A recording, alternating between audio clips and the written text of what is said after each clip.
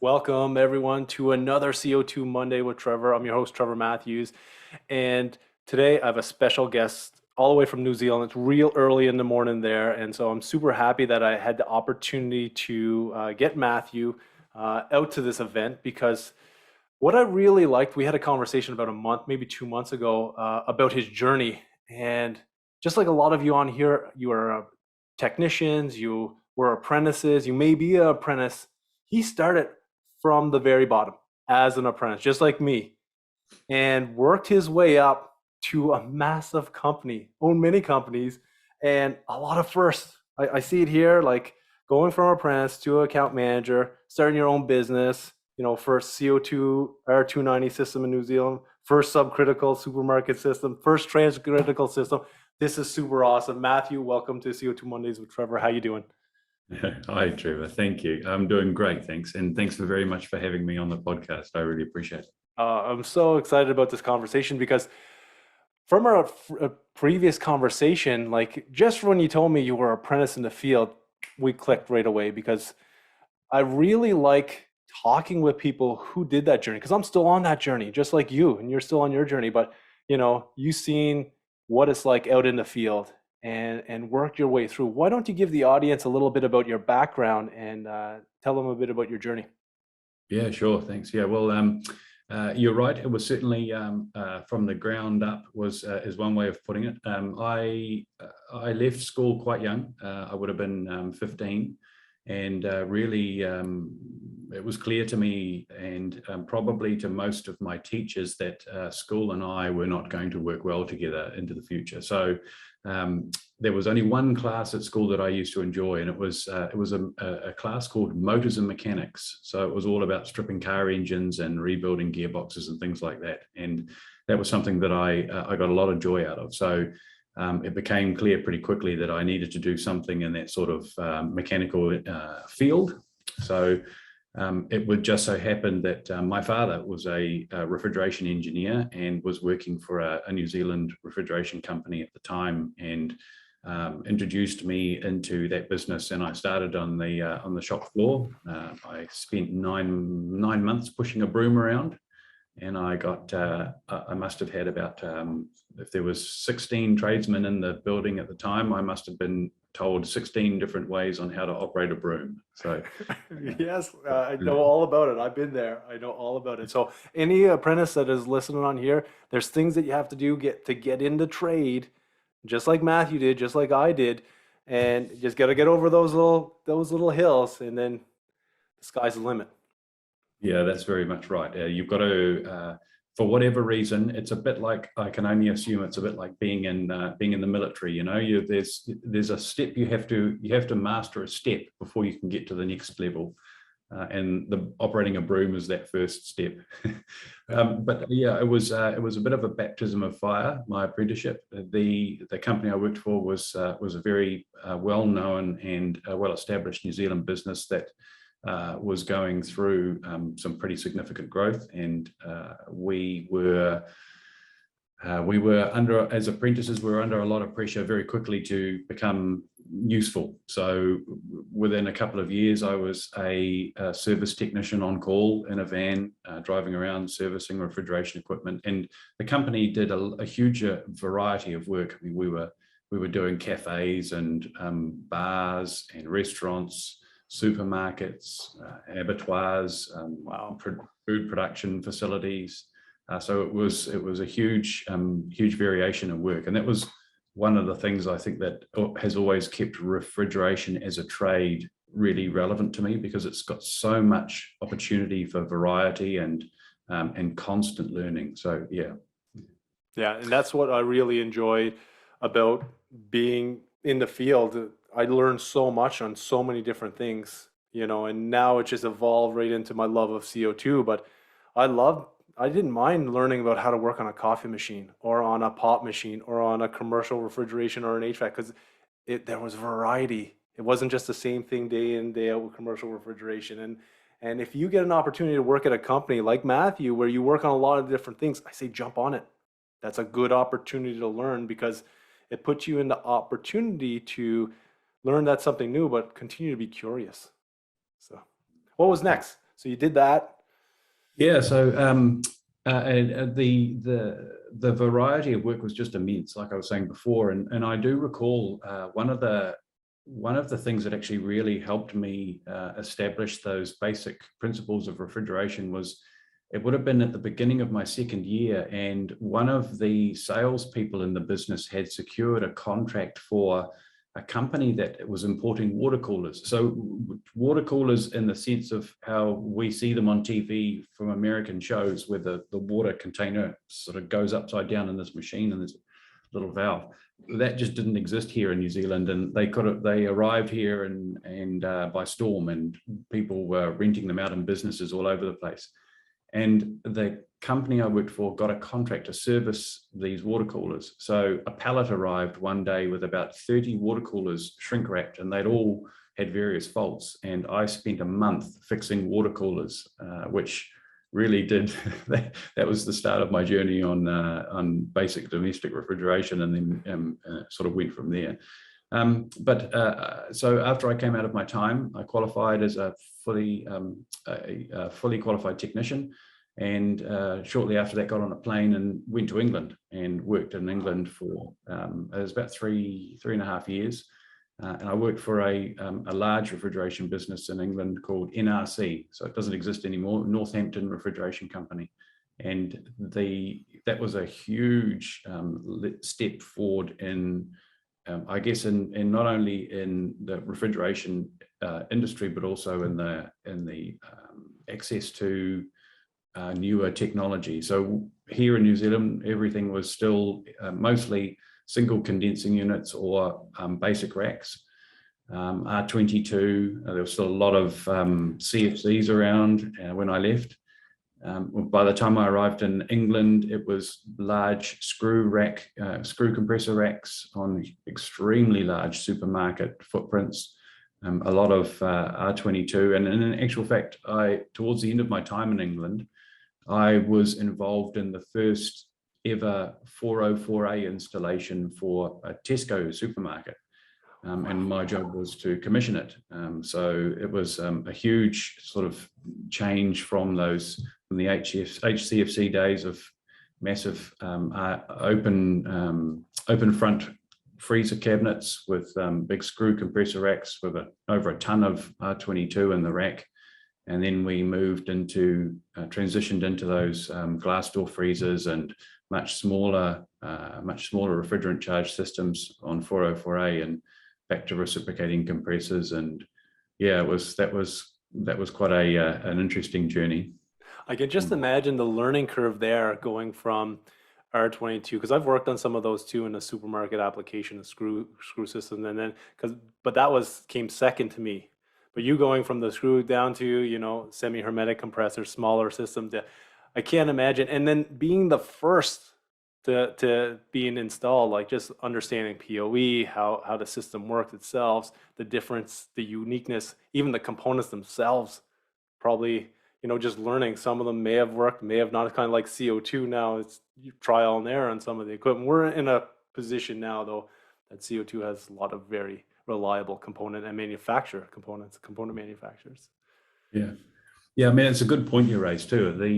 The transition from working with quite a forgiving refrigerant and oil system like an R22. I mean, sure, R22 had its strengths in medium temp.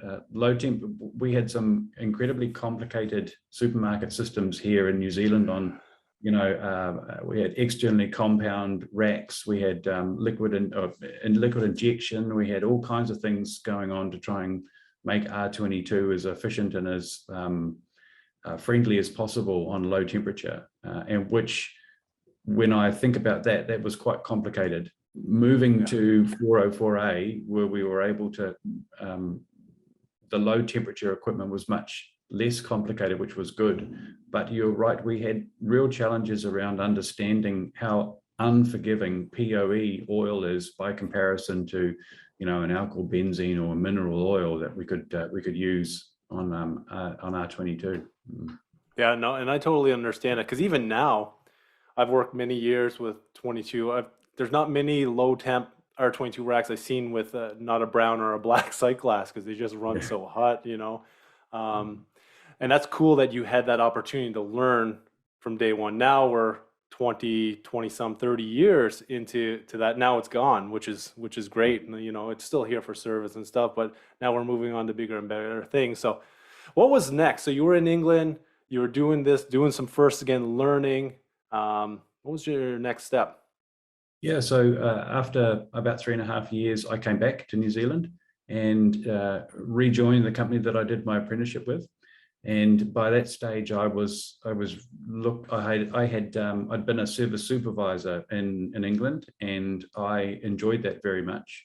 And I slipped into a role similar to that here in Auckland, and spent must have been about almost 2 years in that service and service supervisory position. And at that point, an opportunity came up inside the business to get involved in design and project management, which that was a huge change for me. But I embraced it, and I got a bit of another baptism of fire because it was learning as you're going.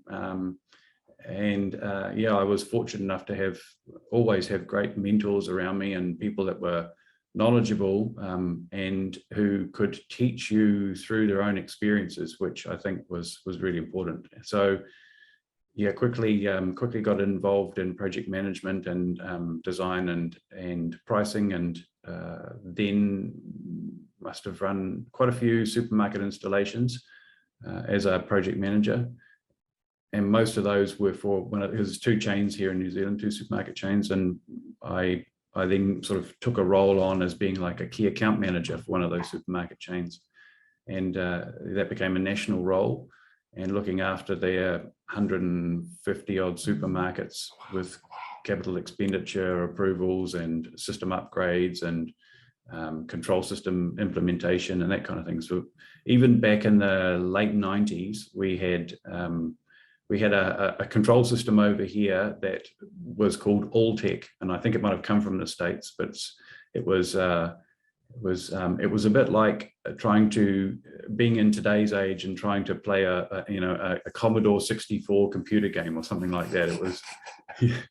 It was pretty basic stuff, but at the time it was cutting edge, and we introduced a lot of Alltech systems into the supermarkets there.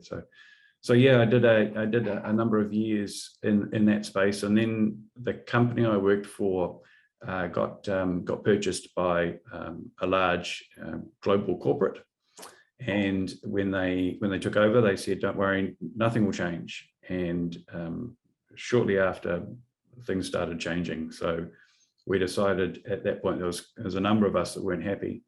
But a particular chap, a very good friend of mine, a lifelong friend, said to me, "Look, maybe we should have a crack at doing this for ourselves." So that was in 2000 is when we started what is Ecochill.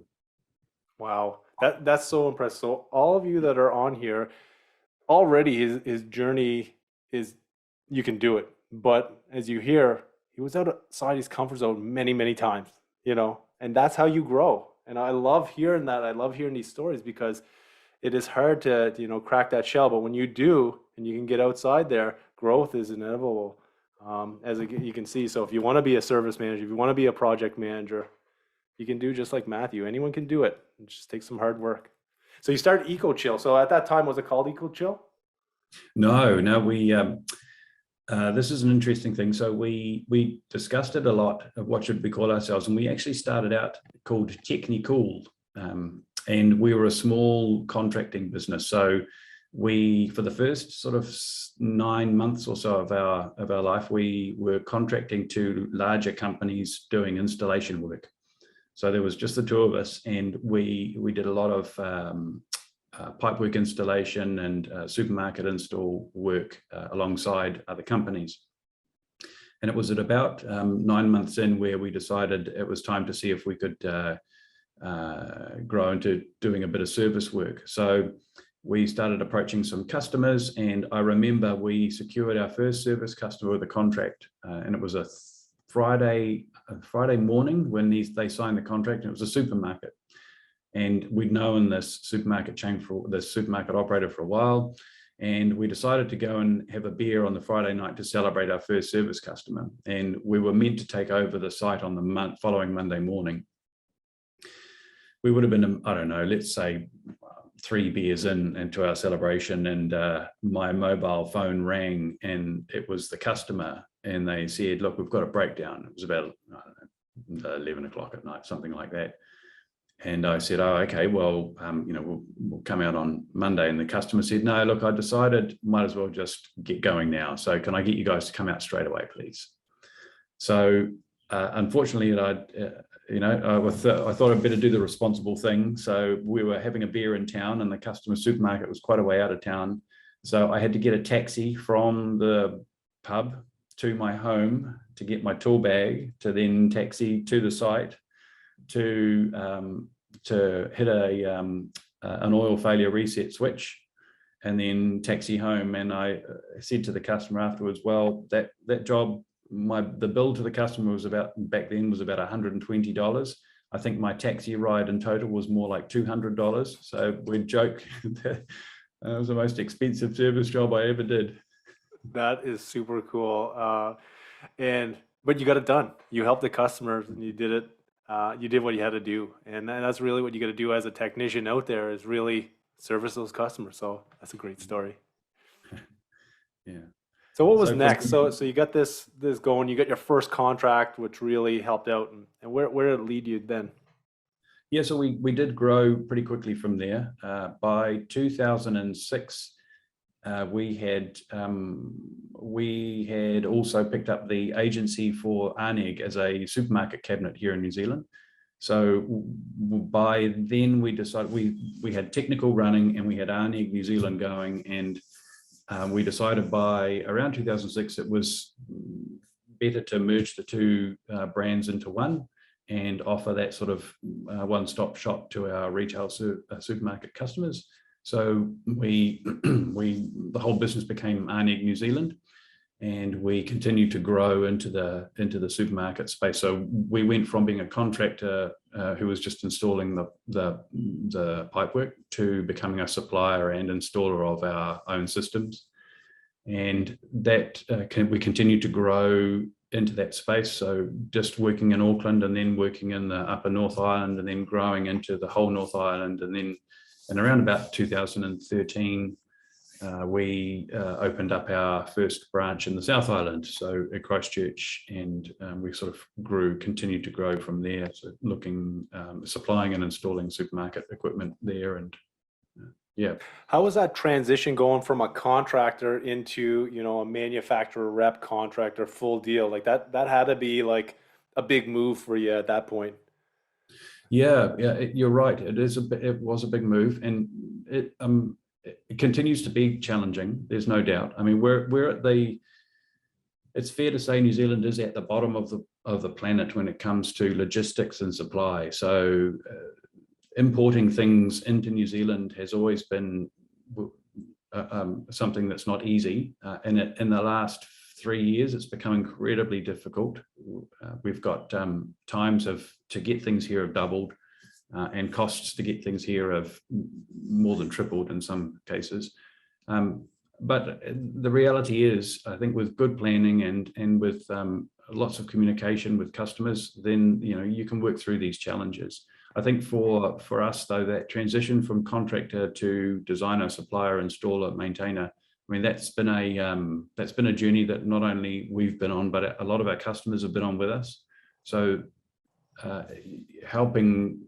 working together to understand that when you partner on a project, you've got to partner right from the very beginning. There's no point in the customer making a big plan and doing all their own design, and then you come in at the last minute to try and connect the dots. I think the journey needs to start with the discussion around, well, here's what I'm thinking about, and then being part of that round table as a client. And so that takes a lot of relationship building. Yeah, and I think that's key right there, what you said, because I've heard this time and time again, contractors coming in after the fact, different engineers coming in from day one, you build that relationship, you network with them, you build trust in each other, and because you want to do the best for both of you, want to do best for each of you. You know, when you build relationships like that, you both want to do the best. And if you understand where both of you are at from day one, the project's going to be so much better, and you're going to understand where each and every step is. And when there's an issue, then you can be honest and upfront, and you talk about it and work things through together. That's what it's all about, building relationship and partnership. So I love that.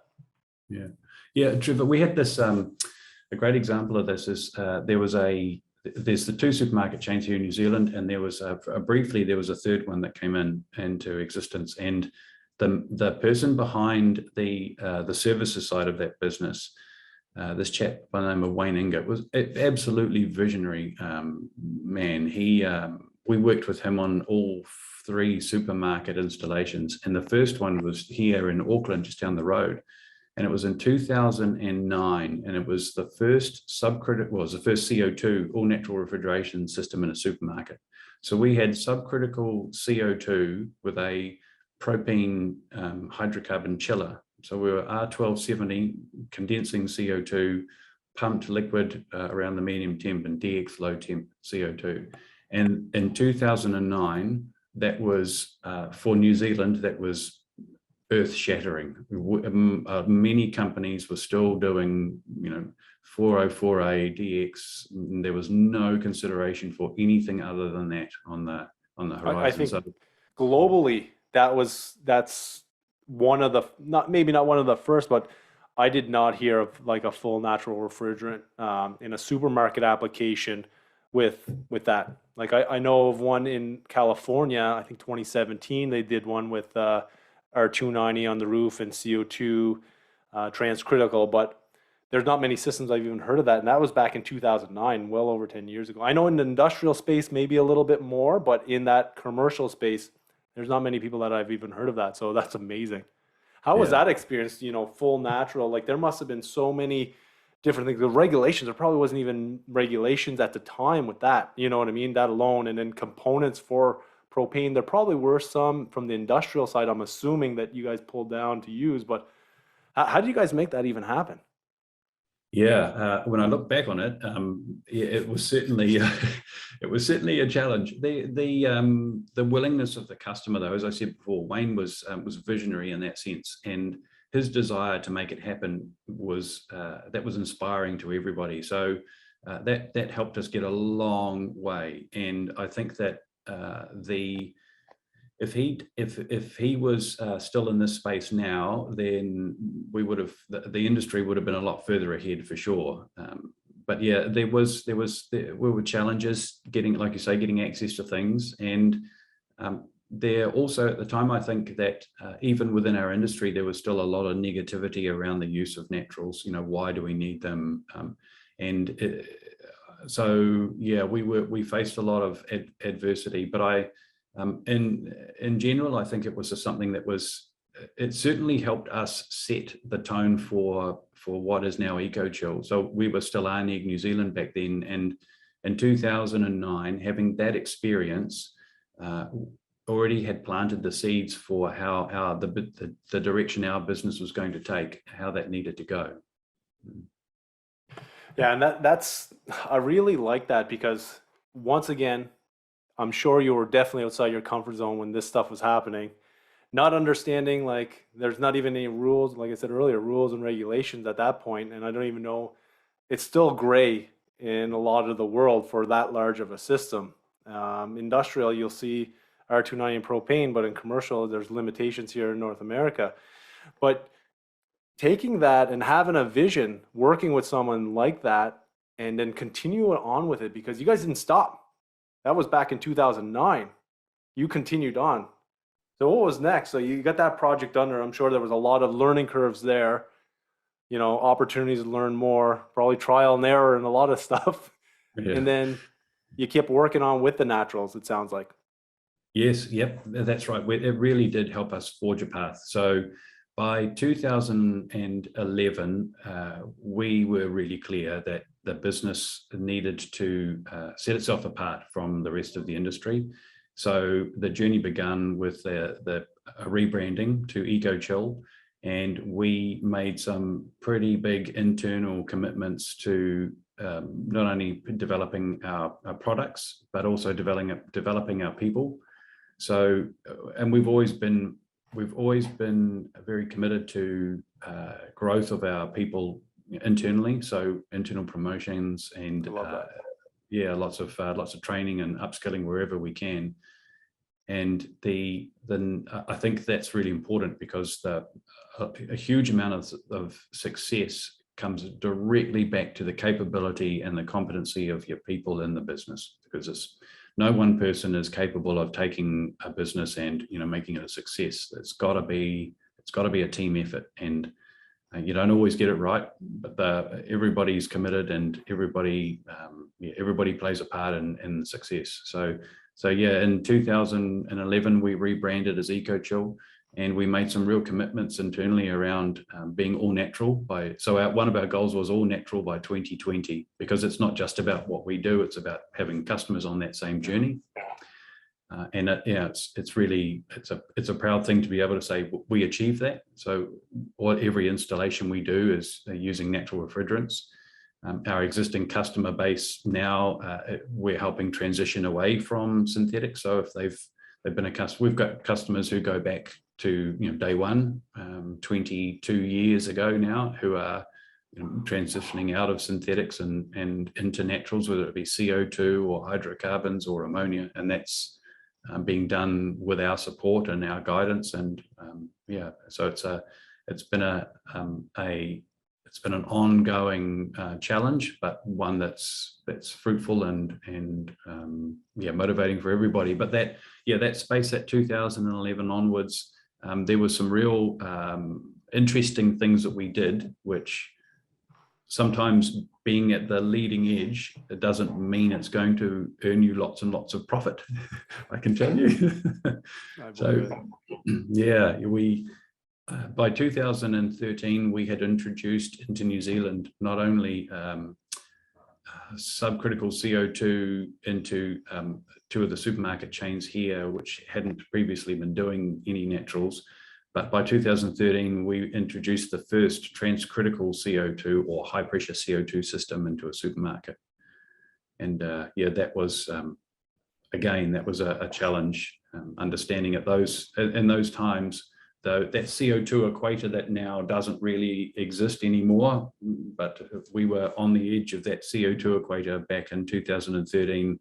It was only I think we were maximum 40 bar operating CO2 system. So it didn't take much to have a momentary shutdown of the system in summer, and then we were venting CO2 because the system couldn't stand still. So yeah. Yeah. And that's wild, because I started learning really about transcritical CO2 2014, and while I was at Emerson, I was trying to immerse myself in as much knowledge as possible for CO2. There was not that much out there. Like the manufacturers, there was some, but not to the extent there is today. And there's more manufacturers, there's more information, there's videos and podcasts and all these different things. But even back then, for your team, you want to help train your team, but there's not many people to even train them at that point. I'm sure, you would have to probably fly to Europe or send them to Europe. I don't know if there was any training in North America at that time for CO2. Even at this point, there's limited amount.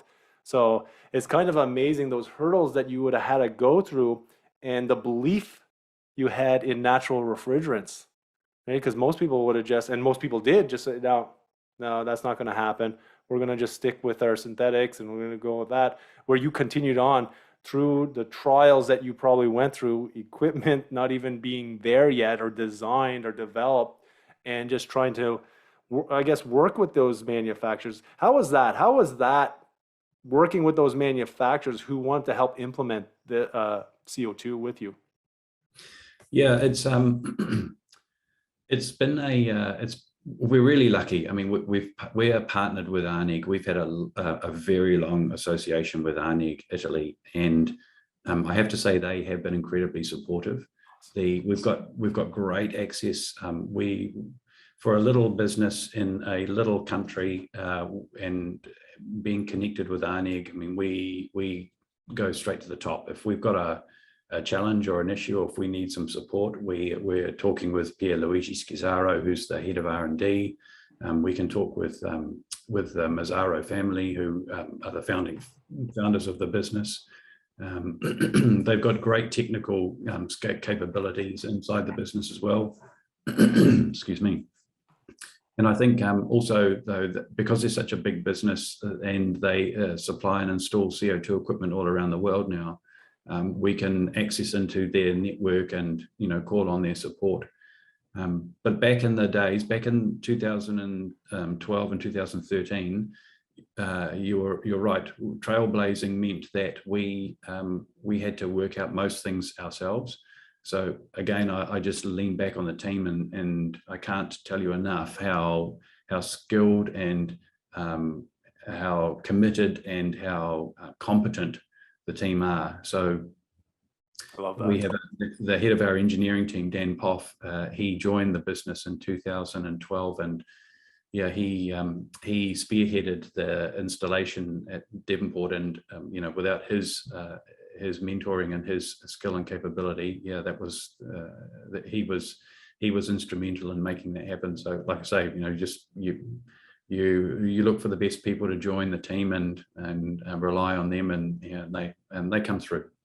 Yeah, and that's it. And I love that, you know, that mentality of those refrigeration professionals, because I have a lot of friends who are expert refrigeration technicians, designers, engineers, and it comes back. I think it's just our industry. When you get somebody that's a refrigeration professional who loves it, they'll figure it out.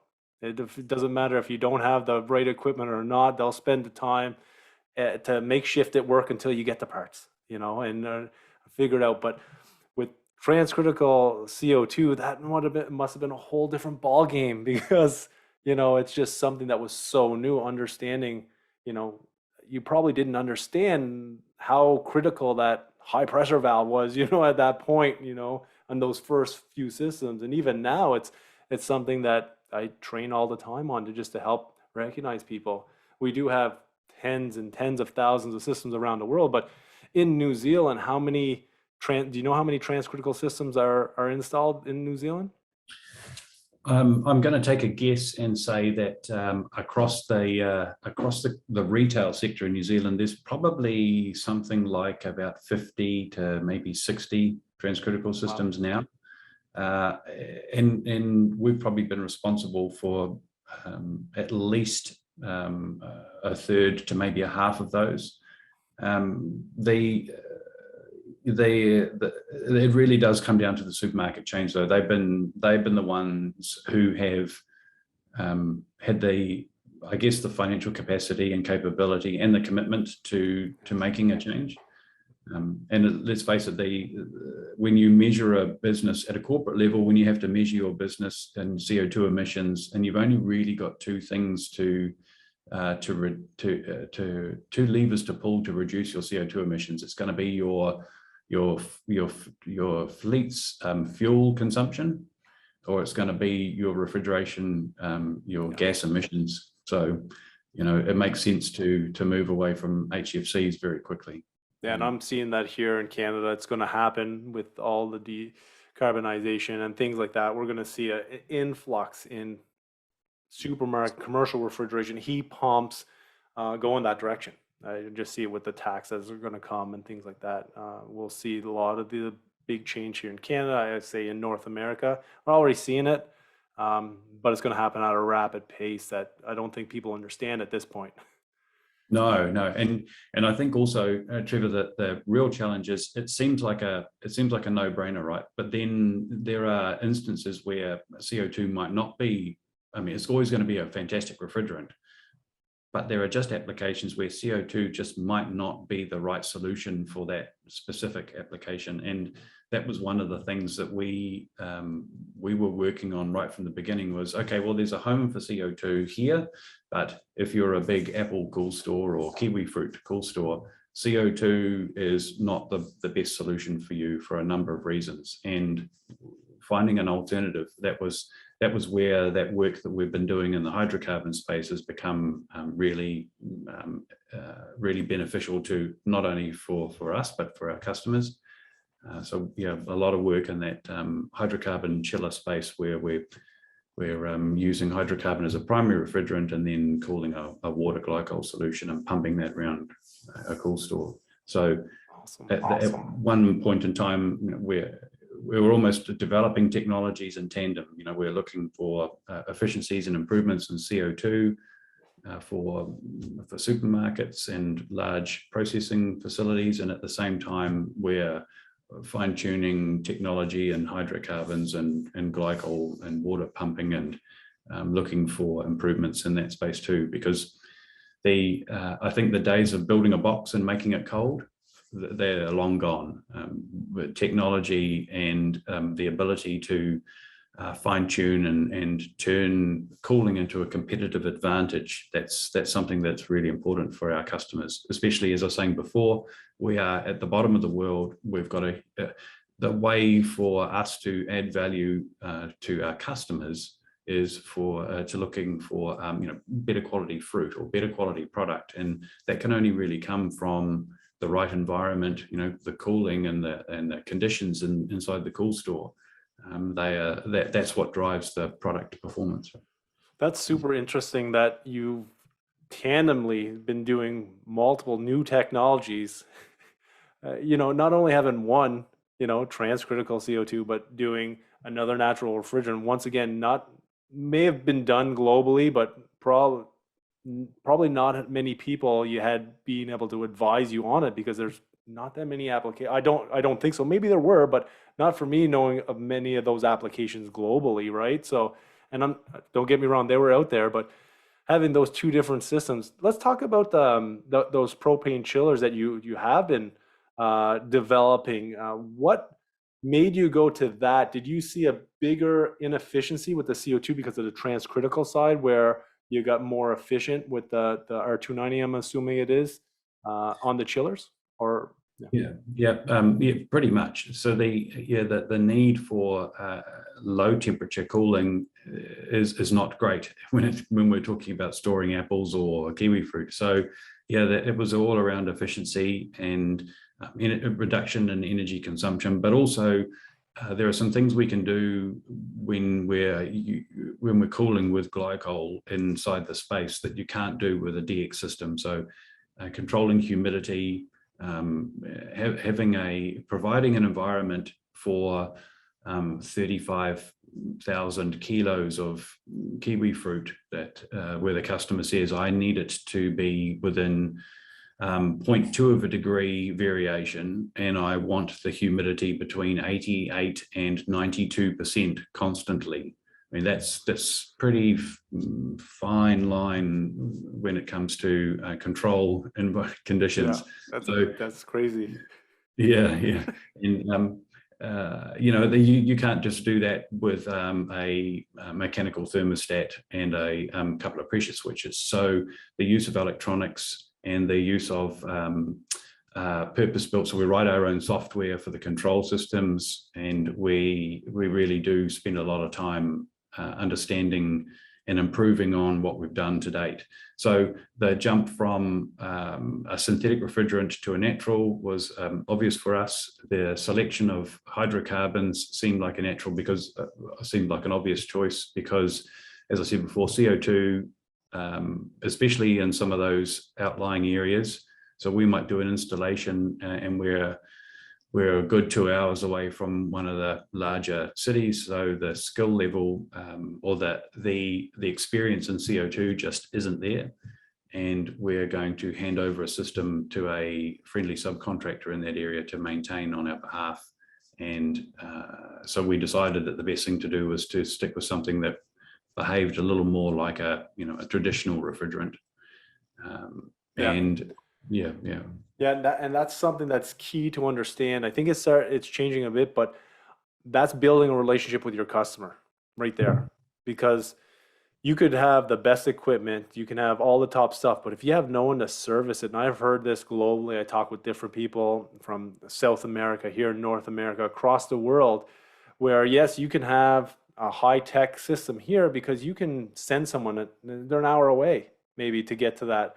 But when you get into these rural areas, up North Canada is a big one for an example, to put a high-tech system up there where there are skilled people up there, don't get me wrong, but they don't see this equipment as much, and the cost benefit for that customer, you have to think about that stuff. And so that's where you went with that, and that's why because I see where you're going with that, because you need someone to work on it.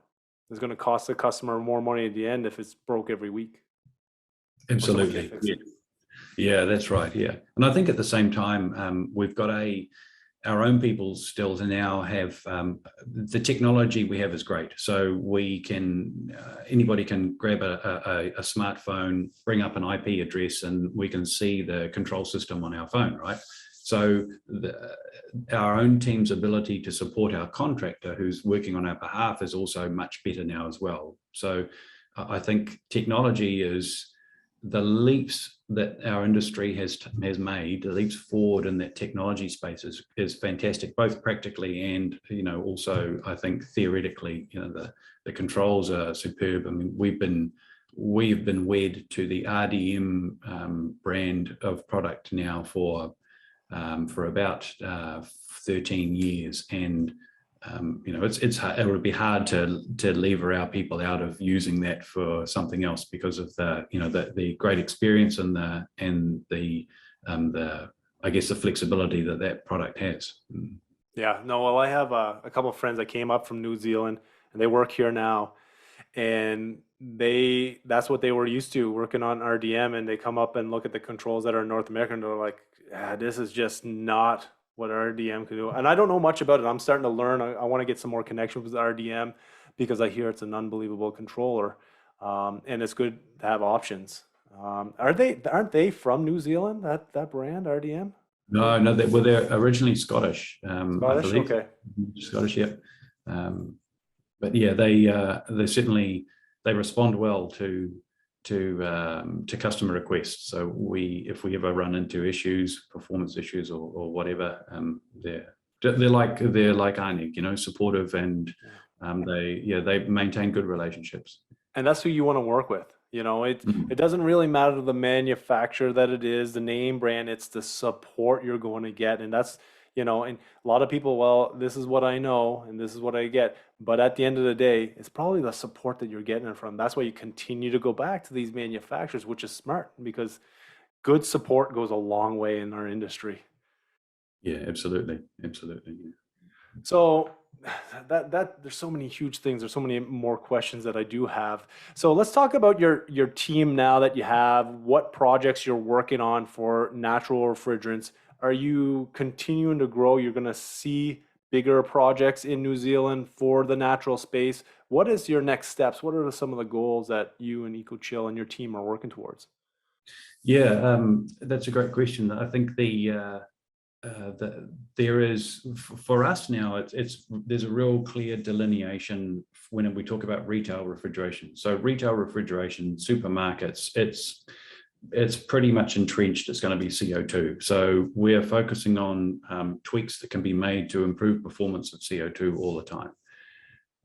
In what we call that sort of commercial space, the opportunities there for CO2 or hydrocarbon or ammonia, they continue to grow. And it used to be, I don't know if it was like this up in Canada, but in America, certainly in New Zealand, there used to be a really clear separation between where ammonia stopped and where synthetic refrigerants started, and that never blurred. But with the advent of small charge ammonia systems, and with CO2 pushing the boundaries into some of those larger cooling spaces, we're now doing a fair bit of work with small charge ammonia systems, particularly for hot water heat pumps. So again, back to decarbonisation, pulling out coal-fired or oil-fired burners and water boilers, and moving into ammonia hot water heat pumps. So we're working on a project at the moment that's around 1.3 megawatts with a small charge ammonia system for both cooling and hot water heat recovery. And we're looking at a project at the moment that's significantly bigger than that, another 3 megawatts of hot water heat pump. So there's a lot of opportunity in as I said, in the decarbonisation space for around hot water heat pumps. And also there's opportunities to further reduce the cost and the complexity of CO2 to try and make it more available for small commercial as well, because again, there's another space there that is sort of stuck at the moment. At the moment, it is still, for whatever reason, it is still preferred by most contractors and most end users to use synthetic refrigerants for those small commercial applications, which is just mind-blowing when we see the cost of and the lack of availability of HFC refrigerants now. So I'm not sure why, but yeah, it's a challenge for us. Yeah, no, and we're gonna see an influx of natural refrigerant condensing units. I've been seeing it for years and years. But the biggest hindrance is the cost. That's what it is. But since there's more manufacturers, more component manufacturers, bringing the cost closer to a synthetic refrigerant, will you ever get them the same price? Not until all the components are the same. And there's great news. Like, I know manufacturers are working on reducing the prices for natural refrigerant for components, like mechanical valves, metering devices for CO2. Right now they're all electronic, but if they can get mechanical devices, will reduce a huge amount of cost. Which I like, though, the case controllers, because you can see everything. You know what I mean? They will still have, I'm assuming they will still have temperature probes and pressure probes, so you understand what's going on maybe in the loop. But we're going to continue, just like you say, reducing the cost of these components and equipment, and increasing the value for these natural refrigerants. And for sure, there is going to be a ton of CO2 condensing units in the market. I see all the big manufacturers are working on it. They're testing them in their labs. They're out in the field testing right now. So I won't be surprised in the next 2 to 5 years that CO2 will be kind of mainstream, or natural refrigerants in condensing units.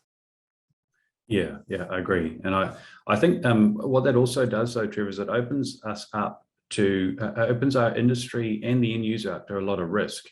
And that risk is, so one of the audiences asked a question around, do you have a charge limit for hydrocarbons in New Zealand? And the answer to that is yes, absolutely, we do. I think, though, that the risk is not around new hydrocarbon installations. The risk that I can see is around uneducated use of hydrocarbons as a drop-in refrigerant to replace a synthetic. And it's not unusual for that to become more and more widestream because of that lack of knowledge. It's not that the people doing it aren't good at what they do, it's that they just don't understand the potential risk because they haven't been experienced in it. But we have seen a number of situations where a synthetic refrigerant has been taken out of a perfect, a system designed to operate on synthetics. A hydrocarbon's been put in, and it might only be 500 grams or 600 grams, but there has been a problem, and it has resulted in, things going wrong. So yes, we have charge limits, but more to the point, we need to ensure that the industry is aware of regulations and what can and can't be done and what safety is required. Yeah, I love that. I know I've talked with a few people from the Refrigeration Guild of New Zealand, and they've talked about this before. I had conversation where people got hurt, and I check out all the news around the world and in refrigeration anyway, and see this is a highly skilled trade, and you need to understand what you're doing. And if you don't, ask questions. It doesn't matter what refrigerant it is, you should be asking questions. And I've seen that's happening globally, where people are doing things that they don't know is right or wrong. So it's, once again, it goes back to education for me, sharing as much knowledge and education, because you can't just take a refrigerant and throw it into any piece of equipment, because something can happen. Someone can get hurt. Yeah, so I like that. Yeah. And that's you're right too. That's where organisations like the Guild, the work that Andre and Paddy and those guys are doing to try and create a safe space for technicians or for anybody in the industry to communicate, to share experience, to learn from each other. You know, especially if you're in if you're a sole trader, or if you're working remotely from, you know, your peers often, having the ability to use social media or whatever just to connect in and ask the question, or share some experience. I mean, everybody can benefit from it.